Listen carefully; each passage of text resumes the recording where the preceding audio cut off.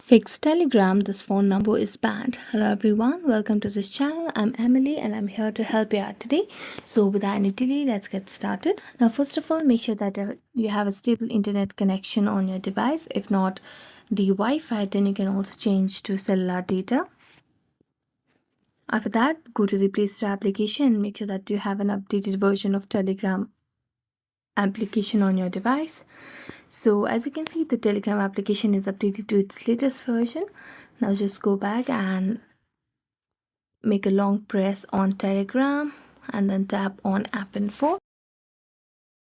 Here tap on the clear data option at the bottom right corner of the screen, then tap on clear cache, then tap on app permissions and make sure that you have toggled on all the options required for the Telegram application.